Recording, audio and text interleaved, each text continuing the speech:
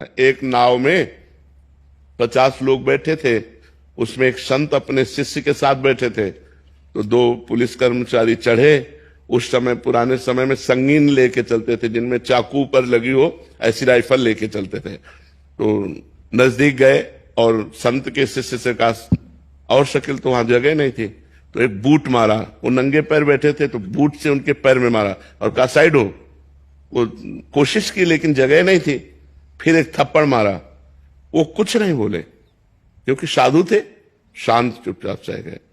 अब नाव किनारे पहुंची तो पानी दो हाथ जहां नाव नहीं जा सकती, तो उन्होंने राइफल को ऐसे किया और ऐसे करके छलांग मारना चाहा। ऐसा बूट फिसला कि वो जो चाकू थी उन्हीं के गले में घुस गई। और वो तो उनके गुरुजी ने शिष्य को डांटा, कहा अगर 2-4 शब्द बोल देते तो बच जाता। तुमने एक भी शब्द उत्तर नहीं दिया, उसका साधु अवज्ञा तुरंत भवानी कर कल्याण अखिल के हानि। सारे पुण्य नष्ट हो गए, दिन को प्राप्त हो गया।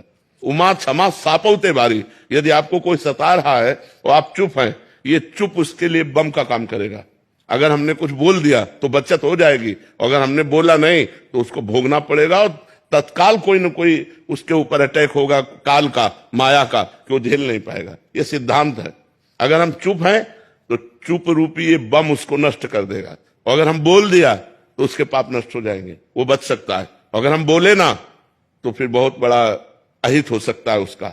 तो हम ये न सोचे कि जो हमारे साथ प्रतिकूलता, गाली दे रहा है या हमें परेशानी कर रहा है, यदि मैं इसका उत्तर नहीं दिया तो कल ये बढ़ करके करेगा। नहीं, कल करने लायक नहीं रहेगा, क्योंकि परमात्मा है ना, वो देख रहा है। अब हमारा कर्म हमको भोगना है तो बात अलग है। अगर कर्म नहीं भोगना है तो उसको दंड निश्चित मिल जाएगा, पक्का मिल जाएगा।